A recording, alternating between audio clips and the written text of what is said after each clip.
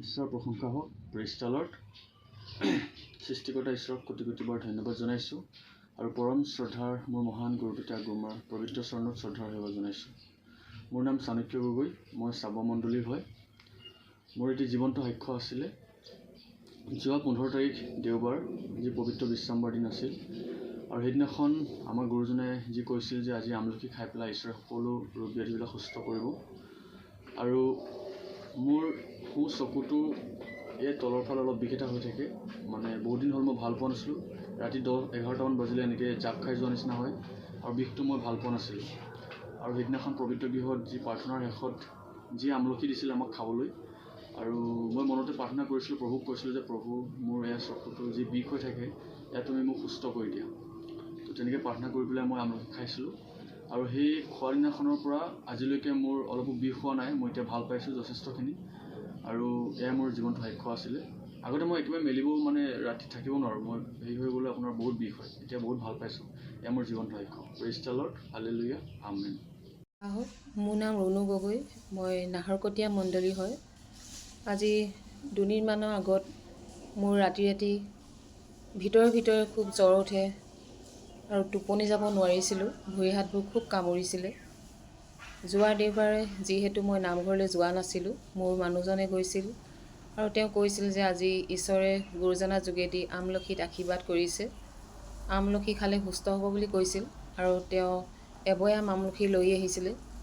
আচাৰ থ'বলৈ ক'লে, এইখিনি ভালকৈ ৰাখিবা, ঈশ্বৰে আশীৰ্বাদ কৰা আচাৰ হয়, আচাৰ খালেও আমলখি খালেও সুস্থ হ'ব বুলি কৈছিল। মই সেই আমলখি খাই মই সম্পূৰ্ণ সুস্থ হ'লোঁ। কোনো ভৰি কামৰণি নাই আৰু ভালকৈ মই টোপনি যাবলৈ পাৰিছোঁ। ঈশ্বৰক কোটি কোটিবাৰ ধন্যবাদ জনাইছোঁ। আৰু সকলোকে কৈছোঁ, সকলোৱে বিশ্বাস কৰিব, আৰু গুৰুজনাই যেতিয়া নাচিবলৈ দিয়ে বা কাম কৰিবলৈ দিয়ে, সকলোৱে কৰিব, সকলোৱে আশীৰ্বাদ কৰিব, সকলোৱে আশীৰ্বাদ পাব। এই মোৰ সাক্ষ্য। Praise the lord. ঈশ্বৰৰ প্ৰশংসা হওক। মোৰ নাম মধুমিতা মোহন, মই পাঠক মণ্ডলীৰ পৰা কৈছোঁ। সেইদিনা পিতাই দিয়া আমলখি খাই মোৰ ডিঙিত অসম্ভৱ বিষ আছিলে, সেইখিনি সম্পূৰ্ণ ভাল পালোঁ।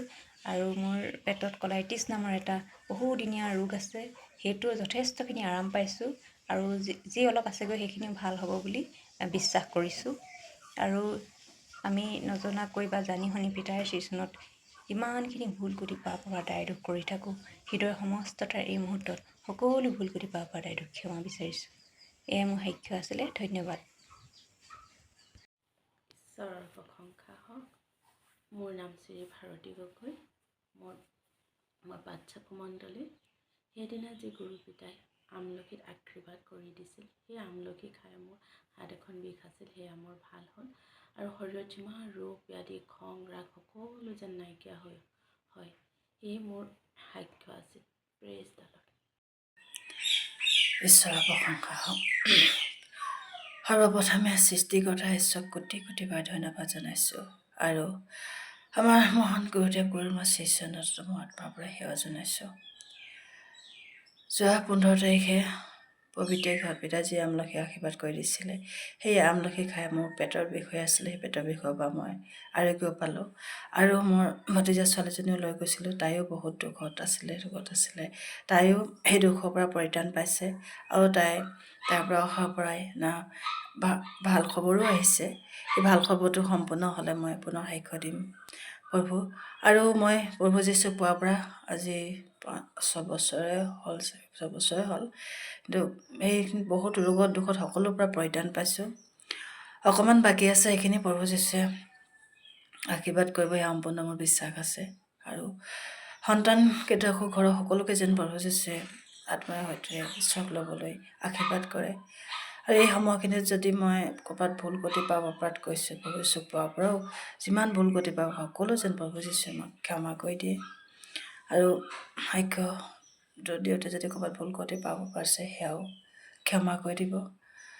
মই মাকুম গৃহমণ্ডলীৰ পৰা কৈছোঁ। মোৰ নাম দীপামণি বৰুৱামান। প্ৰেইজ দ্য লৰ্ড, আমেন। কোটি কোটিবাৰ ধন্যবাদ দিছোঁ। আৰু মহান গুৰু পিতা আৰু গুৰু মাক সহস্ৰ কোটিবাৰ প্ৰণাম জনাইছোঁ। সেইদিনা আমলখি খাবলৈ মহান পিতাই দিছিল। সেই আমলখি খাই মোৰ